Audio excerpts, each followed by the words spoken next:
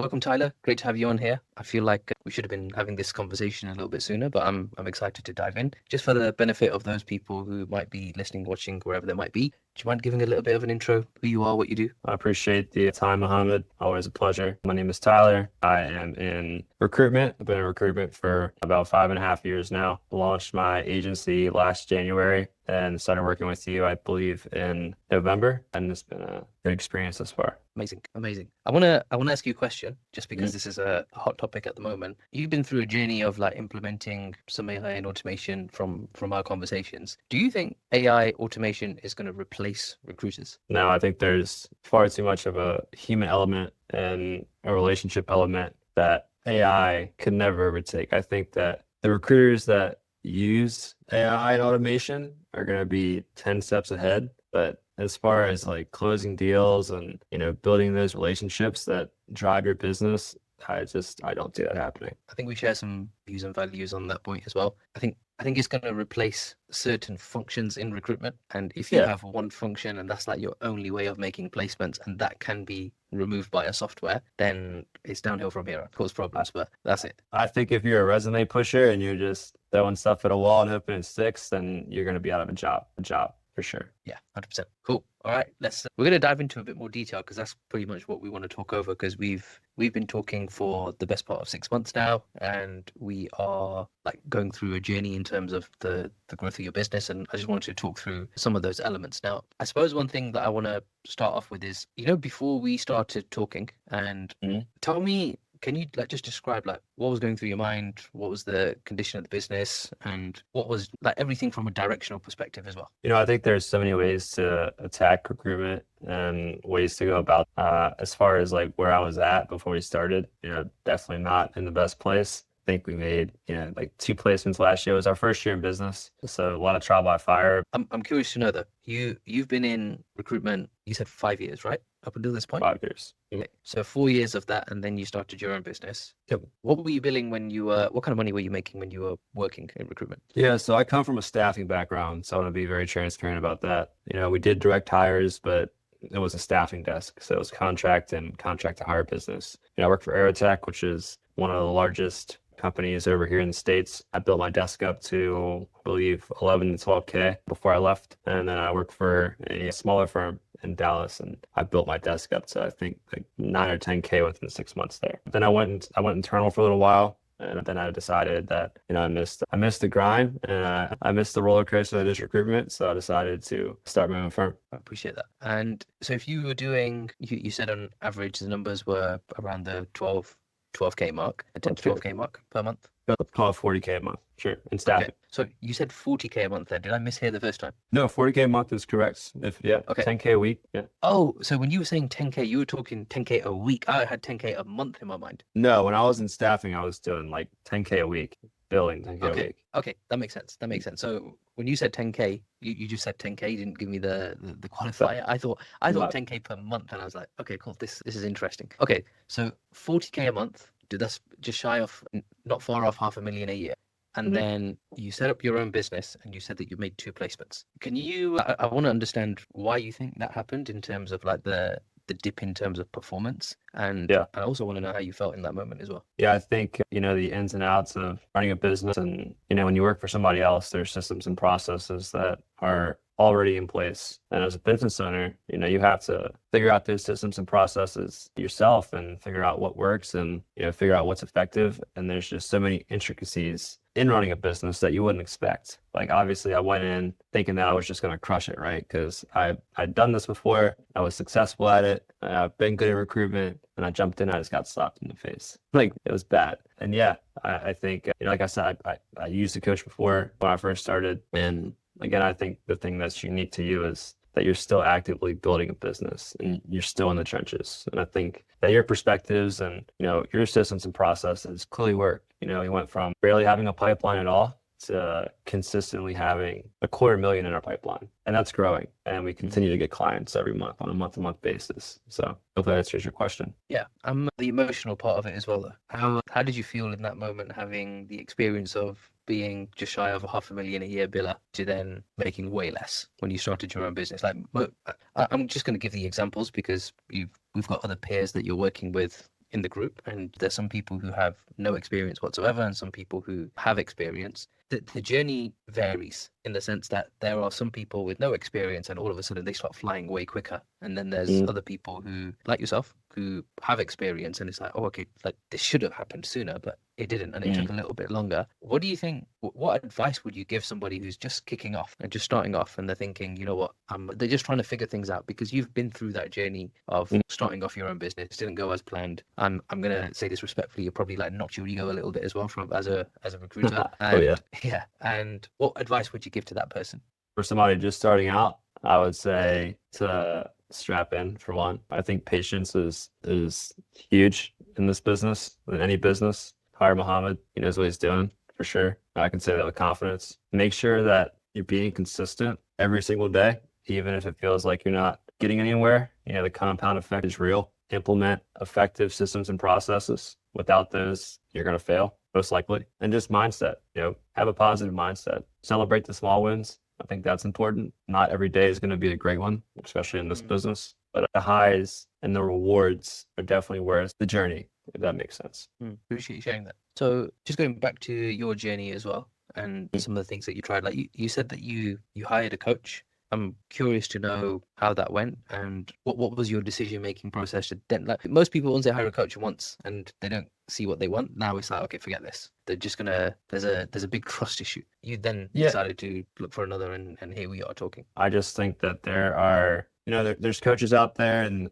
they've maybe done this 5-10 years ago or like a decade ago, and they become like a consultant and try to help other recruiting agencies in this day and age when so much has changed. Like so much has changed. Or there's coaches that maybe work for a staffing firm, and like starting your own business and like building it from the ground up is much different than having the tools and resources that I had at Aerotech or even the smaller firm. And it's a hell of a lot different than it was 10 years ago. I mean, you know, the automations, the AI, the way things are managed, it's just so much different. And I think, like I continue to say, what separates you is that you have built a business doing this, you're still doing it. And anytime that you find a new resource that helps your business, you know, it's shared with the group and shared with me. And I mean, your systems and processes are proven, and I have access to this, and they work for me as well. So what made you want to go in with the coach? Like what was the thought process where you thought, okay, cool, I needed this help, and then you went into it, and then obviously later on down the line you sought out more advice, which was ultimately with myself. Yeah, I appreciate you sharing your positive notes. I'm trying to understand like the decision making process for what made you say yes the first time and what made you say yes the second time as well. I think that you should always try to learn from somebody that has done it better than you. I'm a big believer in mentors and coaches, really in any aspect of life or business. So I would say that that's the reason why. Find somebody that's done it at a high level that you want to be like and, you know, perform like and work with them. It's, you know, unless you don't put in the work, you're going to see an ROI. I can say this for you, Tyler, that I think I can see it when people are working with me. Like there's some that are reluctant to ask questions. Like you were there every single call trying to ask questions, making sure that you get loads of stuff done. And I can see it in you that you're a very hard worker. You really want to make it work. And I'm so glad that we're having this conversation now on reflection as well. I want to circle back to that in a moment as well, though. I felt like I didn't quite get the answer from an earlier question. $500,000 a year recruiter, started up your own business, didn't pick up as quickly as you'd liked. You've now sought some help from somebody, still not seeing traction. What did that feel like in that moment to me? Yeah, I mean, I'd be lying to you if I told you there aren't moments when I wanted to quit, but I think that there's moments in any entrepreneur's journey when they, you know, have that self-doubt, when they've been beaten down. But at the end of the day, I don't like to start things and not finish them. I think that, you know, going back to what I said about mindset, there's going to be lows. It's probably going to take a lot longer than you think to get it off the ground. But I just stayed focused on why I started. I think you have to know your why. You have to remind yourself of your why, because like I said, some days are going to suck. But I think just, you know, holding that close and understanding the end goal, maybe not even the end goal. Maybe, you know, you want to be somewhere in 2.5 years. I think just keeping that in mind really helped me and still helps me. You know, I'm still have a long way to go, but, you know, looking back 6 months ago to now, it's night and day. You said that the thought of quitting crossed your mind a few times. Yeah. Was there a day that you remember where you just felt like, okay, this is like the worst day of my life? I can too many to count in the past, last year for sure. It was rough. Like you mentioned, the ego hit. My ego definitely took a hit. I've always been, typically a pretty high performer at whatever I do. So it was rough. It was humbling. It was a slap in the face. I think I needed it in some ways. But yeah. I think life, I think a lot of people say life happens. It's a very common thing. And I think you and I both being religiously inclined and believing in God, like we both agree that I think some things happen for a reason, and ultimately that reason shapes who you are today. And I appreciate some people who are listening might not believe in God, but like this is just something that we settle in, and that is that like we trust in God's process or God's plan. Yeah. So I can say that for sure for myself as well, even with some challenges that I've had. Obviously, I have a live one with my younger son. You've seen like jump in on some of the calls at times. Yeah. Oh yeah. So I have a live challenge there, but there's also other things that I haven't really shared too much on YouTube about them, like car accidents, like being in a debt situation and so on. And right now I can, at that moment in time, I could look back and say, you know what, that was a nightmare situation, never want to be there again. And it kind of pushes you to just not be in that situation again. However, I also accept that there's an ego hit. There was a level of patience that it gave me, and there's certain things that have shaped my behavior and the way that I am as a person as a result of the traumatic experiences, as what we might see them, for them to happen. And now on reflection, I'd say, yeah, man, it should have happened like that. It probably should have been worse, because then I would have been a completely different person. And I don't know if you feel like that or you feel positively about it right now, but at the end of the day, there's some things that happen along the way, and they have to happen to make you who you are today. And if it wasn't for you going through that experience, like imagine us having a conversation like, yeah, man, like I do 500,000 a year in my business, and the conversation just would have been completely different, and the way that you would have approached even working with me would have been completely different as well. Like we needed to change direction. And I don't want to say like I only really want to be working with people who are in a painful situation, but it's like there needs to be something that's agitated that makes you want to change, and you having a driver on your part, and then me coming in to say, okay, cool, this is the way that we're going to channel this energy, that I find really works really well. So I suppose my question is like, what motivated you to then say, okay, cool, we're now going to have a conversation with Mohammed? I think just understanding that, at that point, I knew I needed further direction from somebody, and I wanted to seek out somebody that has actually built a business. I can't emphasize that enough. That's actually built a business, and not just a sales coach, has actually done it. I mean, there's things in my life that have happened that have, you talk about God, that have been divine. And I don't think that there's just been a series of events in the past year and a half to 2 years that there's just no way that I wasn't supposed to make this work. And I believe that, I still believe that. So I just put all the chips in the middle of the table, if you will. Yeah. Okay. And just going back to those moments as well, like you obviously had this super committed, like you just believed that this was going to be successful, and you were ultimately searching for a way to make it right. You said that you wanted to seek some advice from somebody who'd actually built a business, not just a sales coach. You mentioned earlier that there's somebody who did it 10 years ago. You mentioned earlier that you've got a sales coach as well. Looking at that, like one was somebody who was a specialist, like very isolated function within recruitment, still good, but is a certain part of the business. And then there's another person who did it 10 plus years ago. I suppose like you taking lessons from that has made you arrive that, okay, cool, we needed somebody who'd actually built this entire thing. How important do you think that whole holistic approach is? And I'm sure you're going to say is very important, but why is that important? I think that every business is different. Even in recruiting, every niche is different. You're going to have different nuances. But I think having somebody, again, that has built a business and that has had to make changes along the way. I mean, you're 7 years in and you're crushing it, but you're still making changes in your business. You understand that you always have to be malleable. I would say the word is, it's not like a one size fits all thing, right? Everybody's going to have different unique challenges. Everybody's going to have, different roadblocks in their journey, and that's to be expected. It wouldn't be a journey without roadblocks. But I think having somebody that's overcome even like the smallest of roadblocks, like whether it's like building a market map and thinking, too deep into it, like putting like 100% accuracy, or, whether it's setting up a CRM and like the best ways to go about that. There's so many nuances in setting up a successful business that you just really wouldn't expect going in. Like I said previously, I thought I was going to come in and just blow the doors off this thing, and I was quickly humbled. But yeah, I think, back to your question, just having somebody that's been there and done that and is still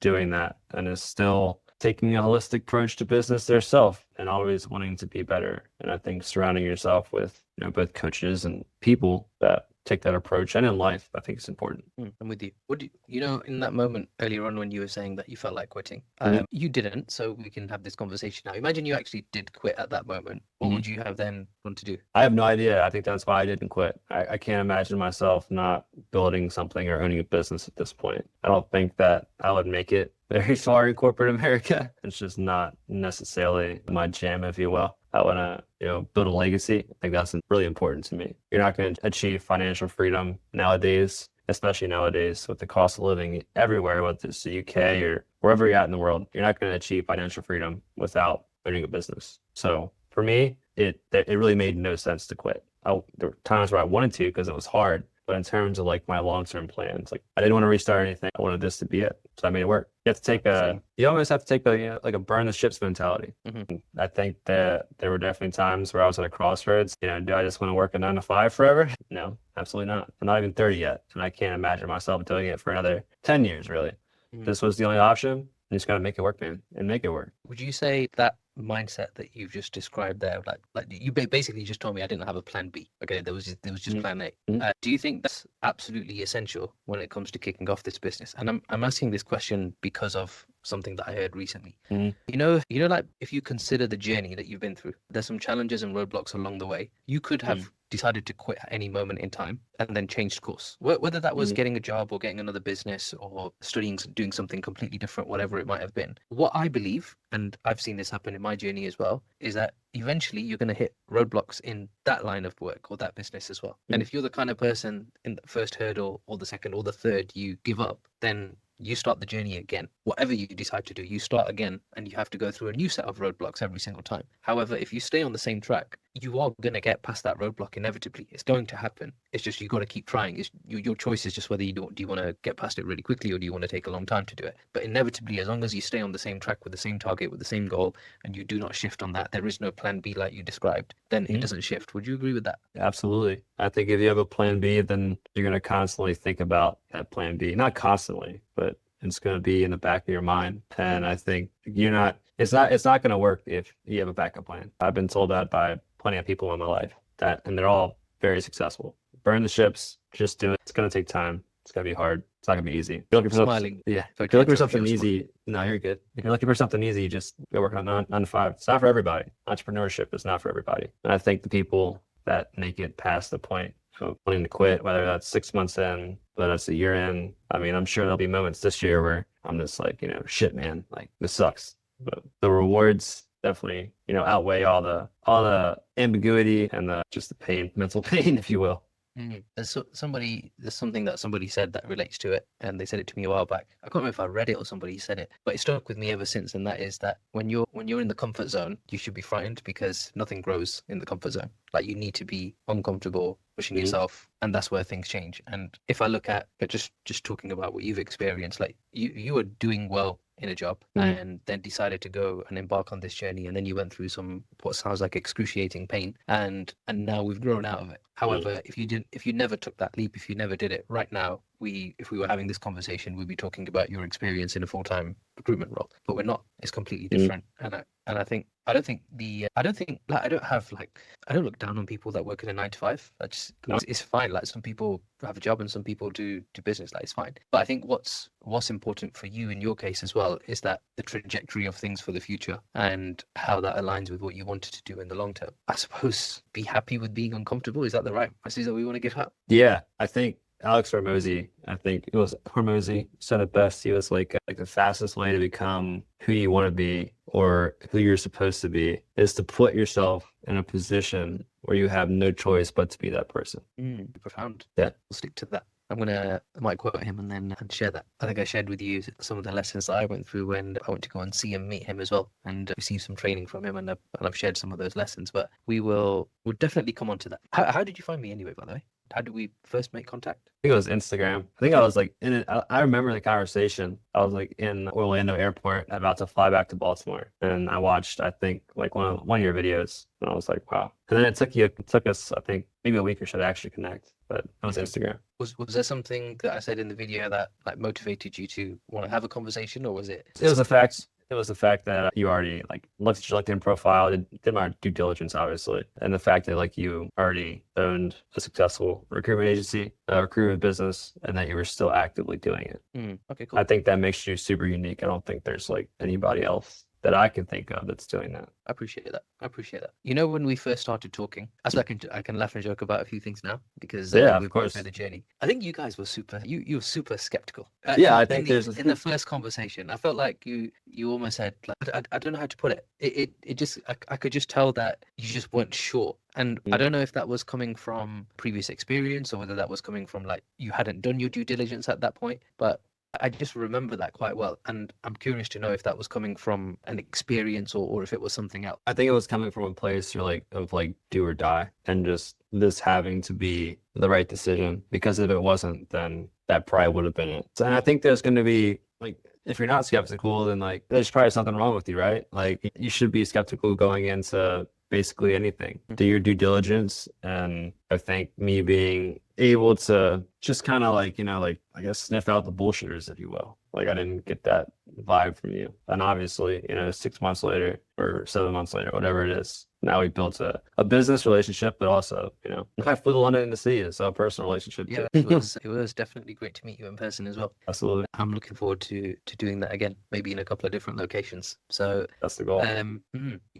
so you know that skepticism or that fear factor that you felt like going into the process. Once we actually got going, I can't really put a time frame to it, whether it was months or weeks. Was there a moment in time where you felt like, okay, cool, this is actually really good, and I can see this changing the direction of things? Like when was a moment where you felt like this is heading in the right direction? Well, that's a tough question because like, going through the systems and processes, like I knew that this is what we needed. And like, we kind of had these ideas, beforehand. We just didn't know how to put them all together, if you will. And your systems and processes do that. So I saw it from like the very beginning. I just knew it was going to take time, and I struggle with patience, and like there are roadblocks. Don't think that you're going to go into this and there's not going to be any issues, because there will be. There's going to be things that frustrate you. There's going to be hurdles to get over. But I would say, I guess when the anxiety of like, I guess when I got to a point of being able to breathe, probably 3 or 4 months in, when we went from, maybe 1 or 2 clients in our pipeline to I think we have 7 or 8 now.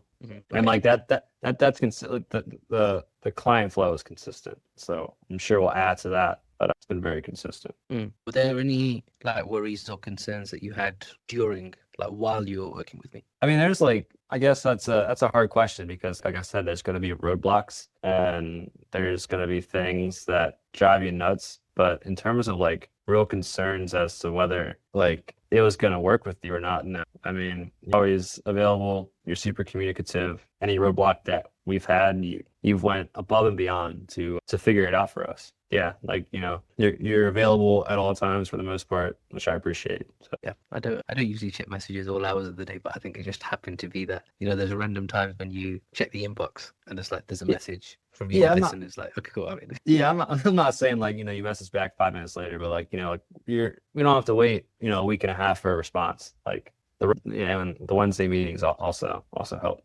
Definitely. Okay. Now that you've been through this journey, I think it's really important. I think you're going to give an interesting perspective on this question. You have seen success as a recruiter, and you've been through that humbling experience as well. And now we're here on the other side of it. Would you say you've had to redefine success for yourself? And what does that look like now for you? I think I've had to redefine the timeline of success, and I've had to stop the comparison bullshit. Yeah. I mean, I don't want to say I never started like business, like get rich or anything like that. Obviously the financial success is nice, comes with it. It's going to take time, but it is something that comes with being successful in business. I think for me, it was just more so like the freedom and like controlling my time and not having to answer anybody. I don't think I've redefined what it looks like. I think my expectations, I don't want to say they were tempered, but just understanding that it is a journey and that it's not going to happen overnight. And that's okay if it doesn't happen overnight. It's not supposed to. Everybody says that overnight success takes 10 years. And I think that there's a whole lot of truth to that. And I think that just coming in every day, taking the reps, being consistent, following instructions, following the systems and processes, doing those things. One of my favorite books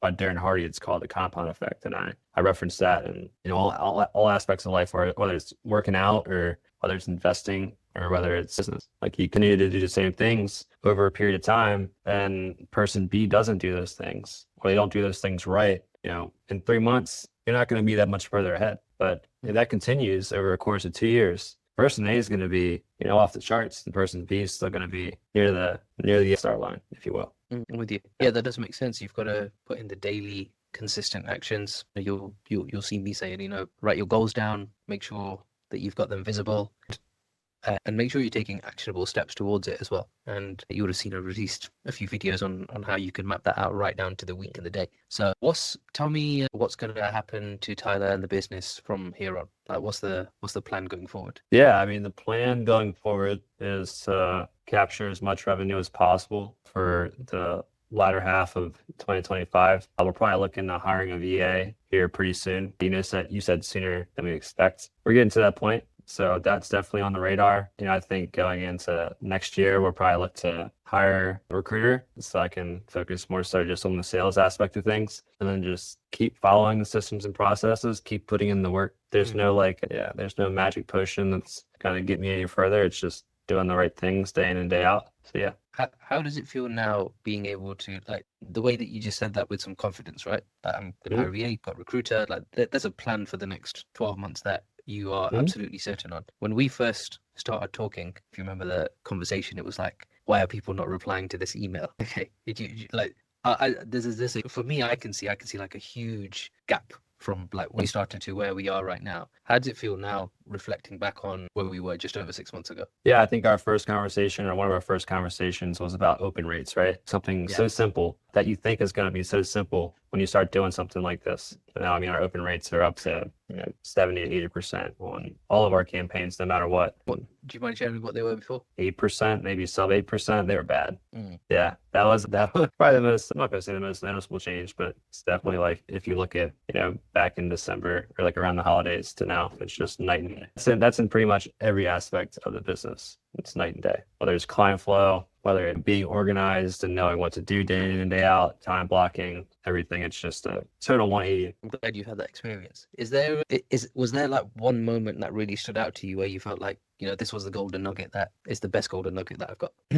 That's a good question. I'll say this. I think that there's so many shiny objects in recruiting, like different tools. There's 1,000,001 tools to use. And I think strategies, endless. There's always a new tool. I mean, reverting back to your comment about AI, like, there's always a new AI tool that can do something. That's fine. But I think in terms of the golden nuggets, just the tools are proven. They work. The ways that you use the tools work, whether it's, the email tool, or like, adding spin tags to an email, or the way you format an email, or the way you, send out an MPC email, just the tools, I would say.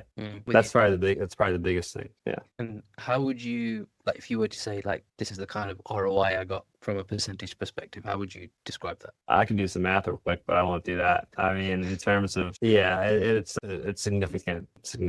I don't want to put like a percentage on it, but I don't know if there's a high enough percentage for that, but it's significant. So I suppose carrying on, Tyler, somebody's going to be watching this video who might be on the fence of working with me, or they're unsure, possibly going through the same level of skepticism that you went through right at the beginning. What advice would you give them? That's a good question. I would say skepticism is normal. I think if you weren't skeptical, it'd probably question you. Like, it's working with a stranger, right? But it takes investment in yourself and into your business to set yourself apart from others. It takes money to make money. That old saying, however you want to put it. I would just say, there's tons of coaches and people selling courses or whatever, however you want to frame it. I would just say it's important to get coaching or get help or whatever you want to say from somebody who's actively doing it. I think that's the biggest thing. And somebody who's not going to BS you. Somebody who's genuine, being able to just feel out somebody for who they really are. I think I'm good at that. And I think you have to be good at that in recruitment to be successful. And I would say, don't be willing to work.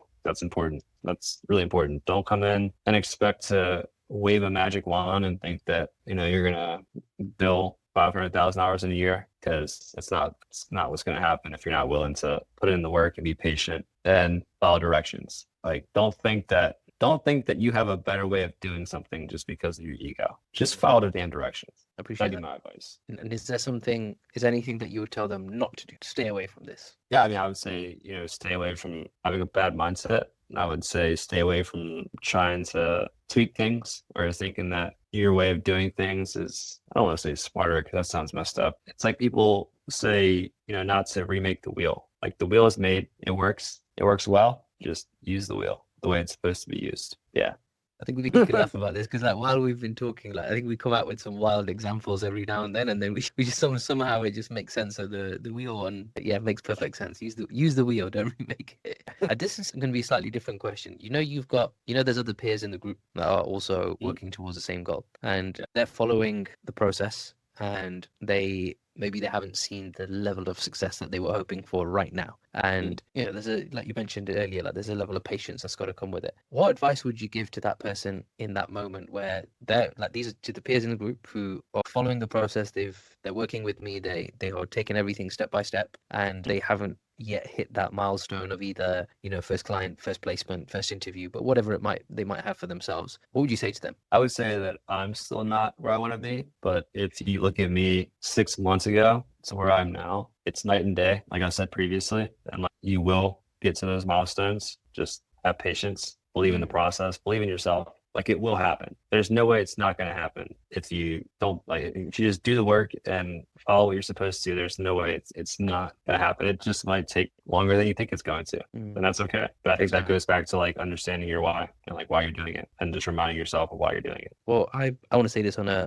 personal note as well, Tyler. Like, I've seen a night and day difference in you as a person since we first started talking and working together, and even from a strategic perspective, a tactical perspective, like I can see a huge difference there as well. And I think that I've really enjoyed working with you, and I'm going to continue enjoying working with you because we are going to continue. I think if I can describe it and say, like, this would be like the kind of person that you are that I'd really enjoy working with, and that is that you're a hard worker, you're dedicated to it. It's plan A, there is no plan B. Like, this is going to work, and you've taken the time to do your due diligence in terms of watch other videos, watch all like some of the other people that have helped, and you did all of that first, and then we've had a call just to go over, okay, cool, how do we put all this together, and if it makes sense, we go from there. Ideally not operating from a place of like desperation from a cash perspective or so on, but all of that teed up and lined up very nicely. And I can say that working with you has been very enjoyable, and and I hope there's more people out there who will come to me, because I've enjoyed the last 6 months, and I'm going to look forward to the next 6 months as well.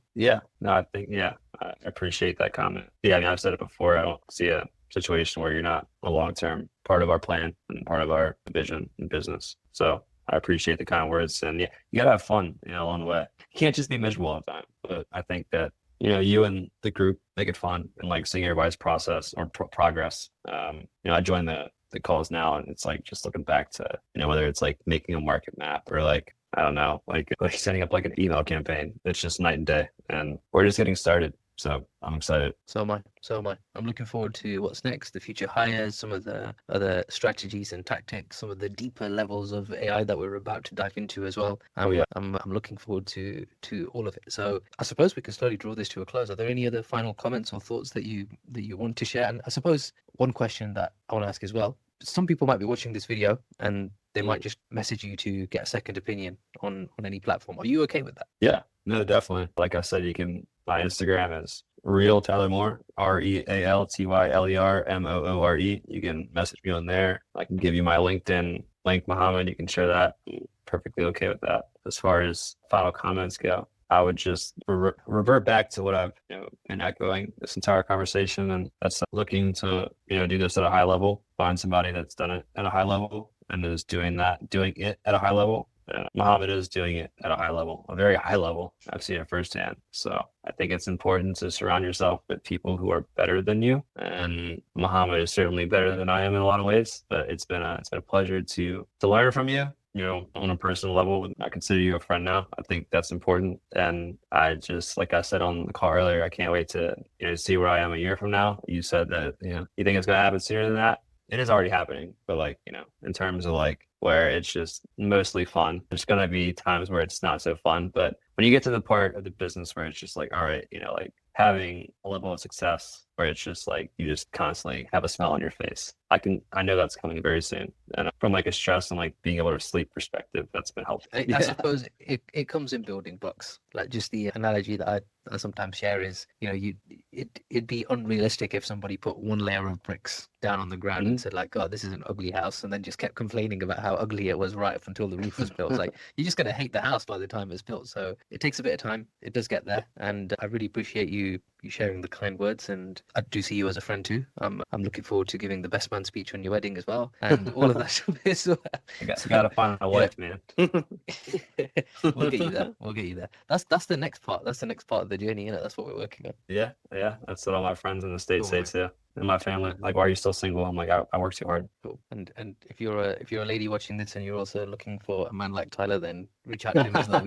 So yeah, cool. Oh man. Hopefully that gives a taste for what it's like working with me. So we have a laugh and a joke as we're going along. But Tyler, appreciate everything that you said. It's been a pleasure, and I'm genuinely looking forward to the next few months and what the future holds for your business and working with you for the long term, as you said. Likewise, man. I'm gonna get back to work. I have a lot to do. Yes, cool. All right, we'll catch up again soon. Take care, Tyler.